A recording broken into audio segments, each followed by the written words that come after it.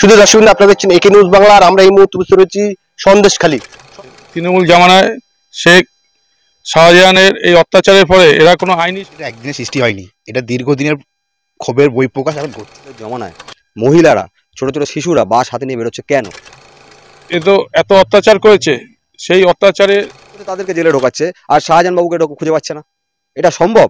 প্রশাসনকে অবিলম্বে শেখ শাহজাহান এবং তার দলবল যে আছে এদেরকে গ্রেপ্তার করা উচিত। যে পুলিশের মদতেই হয়তো শাহজাহান বাবু কোথাও লুকিয়ে আছে। শুধু দর্শক আপনারা দেখছেন একে নিউজ বাংলা, আর আমরা এই মুহূর্তে বুঝতে পেরেছি সন্দেশখালী থানায়। আপনারা দেখছেন যে সোশ্যাল মিডিয়া এবং মিডিয়ার মাধ্যমে সন্দেশখালী ধুমধুমার কাণ্ড চলছে। তার মধ্যে আজকে বিজেপি থানা ঘেরাও কর্মসূচি আছে, সেই কর্মসূচিকে বানচাল করতে প্রশাসনের পক্ষ দিয়ে একদম পুরো 28টা ব্যবস্থা করে 144 ধারা জারি করা হয়েছে। ইতিমধ্যে আপনাদেরকে বলেছি যে আমরা সন্দেশখালী বাইরের থেকে মানুষ এসে ভিড় করা এবং জমায়েত করা অনেকটা টাফ ব্যাপার, কেননা নদী পথের রাস্তা আছে, পুরো দ্বীপের মধ্যেই সন্দেশখালী। সেই জায়গায় আমরা দেখতে পাচ্ছি পুলিশ প্রশাসন পুরো একদম টাপ তারা করে রেখেছে। আমরা এর মধ্যে দেখতে পাচ্ছি যে বারাসাত কোর্ট থেকে বামফ্রন্টের আইনজীবী পক্ষ, আমরা তাদের সঙ্গে কথা বলে নেওয়ার চেষ্টা করব। আমরা বারাসাত কোর্টের অ্যাডভোকেট অল ইন্ডিয়া লয়ার্স ইউনিয়নের পক্ষ থেকে আমরা আজকে সন্দেশখালীতে এসেছি। কারণ এখানকার মানুষজন দীর্ঘদিন ধরে তৃণমূল জামানায় শেখ শাহজাহানের এই অত্যাচারের পরে এরা কোনো আইনি সহায়তা পেত না। এদের উপর যা অত্যাচার হয়েছে, এরা কখনো থানায় গেলে কোনো কেস নিত না। আজ আমরা এদের পাশে দাঁড়াবার জন্য এসেছি, এদের ভরসা দিতে এসেছি, এবং থানাতে আমরা বলে যাব যে এখানকার লোকজন এদের উপর এত অত্যাচার করেছে, সেই অত্যাচারের জন্য এরা আজকে দীর্ঘদিন থানায় যেতে ভয় পেত। আজকে এরা সবাই মহিলারা আজকে রাস্তায় নেমেছে। এরা আজকে যাতে আইনি সহায়তা পায় তার জন্য আজকে তাদের পাশে দাঁড়াবার জন্য আজকে আমরা বারাসাত জেলা অল ইন্ডিয়া আইনজীবী সংঘের পক্ষ থেকে আমরা এখানে এসেছি। আমাদের সঙ্গে আমাদের রাজ্য নেতৃত্ব শেখ শামীম উনিও এসছেন। আমাদের রাজ্য নেতৃত্ব আছে, আমরা রাজ্য নেতৃত্বের সাথে আমরা দেখা করব প্রথমে। তারপর আমার প্রাক্তন বিধায়ক আছে, ওনার সাথে আমরা দেখা করব। ওনারা আমরা একসঙ্গে বৈঠক করে তারপরে আমরা বিজেপির আসার কারণটা এখানে আমাদের কাছে পুরো পরিষ্কার। বিজেপি কোথাও মানুষের মধ্যে নেই, বিজেপি শুধু মিডিয়াতে ভেসে আছে। সেই ভেসে থাকতেই ওরা এখানে এসছে, আর আমরা এসেছি প্রকৃত সহায়তা যেন মানুষ এখানকার পায়, আমরা তাই জন্য এখানে এসেছি। আজকে কি থানাতে আপনাদের কোনো কর্মসূচি আছে? না, আমাদের সেরকম কোনো ঘোষিত কর্মসূচি নেই। আমরা রাজ্য নেতৃত্ব বললাম আগেই, আমাদের রাজ্য নেতৃত্ব আসবে, এসছেন, তাদের সাথে আমরা কথা বলবো, তারপর আমরা থানায় গিয়ে অফিসারদের সঙ্গে কথা বলবো। দেখুন, এই যে পরিস্থিতিটা একদিনে সৃষ্টি হয়নি, এটা দীর্ঘদিনের ক্ষোভের বহিঃপ্রকাশ এখন ঘটছে।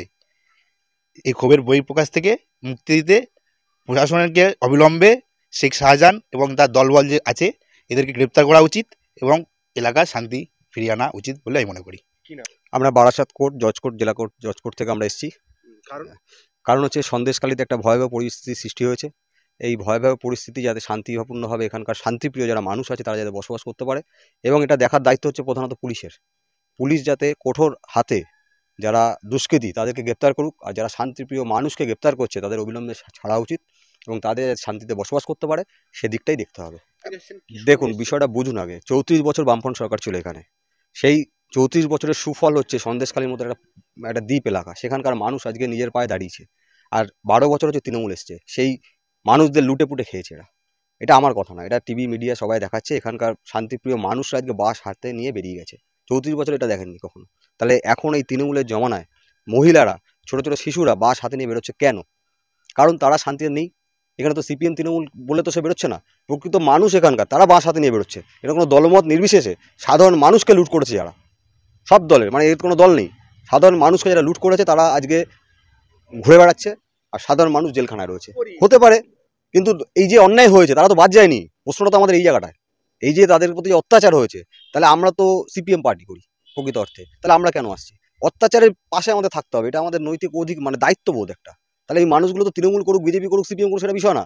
বিষয়টা হচ্ছে এই মানুষগুলো অত্যাচারিত হচ্ছে, গরিব মানুষ, এদের জমি লুট করা হয়েছে, এদের টাকা পয়সা লুট করা হয়েছে। আজকে দেখেছেন মিডিয়াতে যে বাজারের বহুত মানুষ টাকা পায়, তাদের টাকা দিতে জানি কেস করে দিয়েছে। তাহলে কি তারা কি সিপিএম করে? কি পার্টি করে? বিষয়টা না। গরিব মানুষ, সাধারণ মানুষ, মধ্যবিত্ত মানুষ, তারা আজকে আতঙ্কিত, ভীত, সন্তুষ্ট। তাদের পাশে আমাদের দাঁড়ানোটা নৈতিক দায়িত্ব। আপামর সাধারণ মানুষ যারা কলকাতায় থাকে, যারা বিভিন্ন জায়গায়, রাজ্যের সমস্ত মানুষের আজকে এই সন্দেশখালী মানুষের, সাধারণ মানুষের পাশে দাঁড়ানোটা একটা নৈতিক দায়িত্ব বলে আমি মনে করি। দেখুন, শাসক দল 34 বছরের বামফ্রন্ট দেখেছেন, আর আজকে আপনি তৃণমূল মাটি মানুষ সরকার দেখছেন। এরা সবাইকেই মারবে, এরা মিডিয়া বলে বাদ দেবে না। কারণ এরা যে গরিব মানুষ নিজের দলের লোককে মারছে, তা আপনি তো ওদের পার্টি করেন না, তা সুতরাং আপনাদেরও মার খেতে হবে। কারণ একটা সময় এই মিডিয়ায় বামফ্রন্টের নামে প্রচুর অপপ্রচার করেছে, বলতে বাধ্য হচ্ছে এটাই। কিন্তু আজকে মিডিয়া কিন্তু সেই অত্যাচারের হাত থেকে রেহাই পাচ্ছে না। তাহলে সমস্ত স্তরের মানুষকে, সে মিডিয়া বলুন, হাইকোর্ট বলুন, লয়ার বলুন, মাস্টার বলুন, শ্রমজীবী মানুষ বলুন, সমস্ত স্তরের মানুষকে আজকে ঐক্যবদ্ধ হতে হবে এই লুটেদের হাত থেকে বাঁচার জন্য। দেখুন, বলার কিছুই নেই, আপনারা এটা বুঝতে পারবেন। শুধু তৃণমূলের সন্দেশখালি বলে কথা নয়, আপনি দেখেছেন ভোটের আগে ভোটের পরে বিভিন্ন জায়গায় তৃণমূলকে মারছে। কারণটা কি? কারণ হচ্ছে একটাই, যে লুটের টাকা ভাগ বটনে খুন হচ্ছে। আর এখানে তো সেটা হয়নি, এখানে গরিব মানুষের জমি লুট করেছে। সে তৃণমূল করুক, বিজেপি করুক, কংগ্রেস করুক, গরিব মানুষের জমি লুট করছে, টাকা লুট করছে। মানুষ আজকে ক্ষিপ্র হয়ে গেছে। এখানে তৃণমূল সিপিএম দেখছে না, মানুষ দেখছে এই যে যাদের নাম বললেন, তারা মানুষের কাছে একটা ভীত সন্ত্রস্ত। কিন্তু মানুষ নিজের পায়ে, নিজের, এখানে কেউ শিখিয়ে দেয়নি কাউকে, নিজের অধিকার বুঝে নেওয়ার জন্যে আজকে তারা মাঠে নেমেছে। এই অধিকার বুঝে নেওয়ার লড়াইতে সিপিএমরা সবসময় পাশে ছিল, সারা রাজ্যে ছিল, সন্দেশখালিতেও আছে, দেশেও ছিল, আছে, ভবিষ্যতেও থাকবে। কারণ যেখানেই অত্যাচার সেখানেই সিপিএম পার্টি লাল ঝান্ডা থাকবেই। এটা আমাদের নৈতিক দায়িত্বের মধ্যে পড়ছে। পাবে না তো এটা তো আপনারা বিশ্বাস করেন যে একটা পুলিশ যারা আন্দোলন করছে তাদেরকে জেলে ঢোকাচ্ছে, আর শাহজাহান বাবুকে খুঁজে পাচ্ছে না? এটা সম্ভব? কারণ এটা সম্ভব তখনই, কারণ যখন এটা পুলিশ, আমার মনে হয়, যেটা আমি জানি না ঠিক কতটুকু, আমার যেটা বিশ্বাস যে পুলিশের মদতেই হয়তো শাহজাহান বাবু কোথাও লুকিয়ে আছে। এটা তো আমার বিশ্বাস, সত্যিও নাও হতে পারে। কিন্তু পুলিশ যদি সাধারণ মানুষকে তুলতে পারে, আমাদের লড়াইটা এখানেই। পুলিশকে বলবো নিরপেক্ষভাবে কাজ করতে। আজকে 34 বছর সরকার নেই, তৃণমূলের সরকার কালকে থাকবে না, সুতরাং পুলিশ কিন্তু থাকবে। এই পুলিশকে নিরপেক্ষভাবে কাজ করতে হবে, গরিব মানুষের স্বার্থে কাজ করতে হবে। পুলিশ যদি কারোর দলে কাজ করে, তাহলে কিন্তু আইন বলে একটা জিনিস ভারতবর্ষে এখনো বেঁচে আছে, এটা পুলিশের জেনে রাখা দরকার। পুলিশ, বিডিও যারা, এসডিও যারা আছে, এরা যদি কোনো পার্টির হয়ে কাজ করে, আইন কিন্তু এদের ছেড়ে কথা বলবে না, তখন কিন্তু এরা খুব বিপদে পড়বে। এই প্রশ্নটা সম্পূর্ণ ভিত্তিহীন প্রশ্ন, এটা কোনো উত্তরই, মানে এটা দেখুন, 34 বছর জ্যোতি বসু ছিলেন মুখ্যমন্ত্রী, বুদ্ধদেব ভট্টাচার্য ছিলেন মুখ্যমন্ত্রী, জ্যোতি বসু নিজে এক সময় পুলিশ মন্ত্রী ছিলেন, পরবর্তীকালে বুদ্ধদেব ভট্টাচার্য পুলিশ মন্ত্রী ছিলেন। একটা উদাহরণ দেখাতে পারবেন যে কোনো পুলিশকে বলেছে চোখকে লাল করে দেবো? একটা উদাহরণ দেখান, মেনে নেবো। পুলিশ জ্যোতি বসুর আমলে যেভাবে কাজ করেছে, আজকে পুলিশ টেবিলের তলায় লুকাচ্ছে। উদাহরণ দেখান 34 বছর পুলিশ টেবিলের তলায় লুকিয়েছে। সুতরাং এটা ভিত্তিহীন। বামপন্থ সরকার কখনোই পুলিশের উপর নিয়ন্ত্রণ করেনি, পুলিশকে সম্পূর্ণ স্বাধীনতা দিয়েছিল বলেই পুলিশ তার নিজের কাজটা করতে পেরেছিল, যার জন্য পুলিশকে টেবিলের তলায় কখনো লুকাতে হয়নি। কিন্তু এই 12 বছরে তৃণমূলের আমলে পুলিশকে গাছে বেঁধে মারছে। আপনি বলুন তো, ভাবা যায়? এটা কিন্তু অনৈতিক কাজ।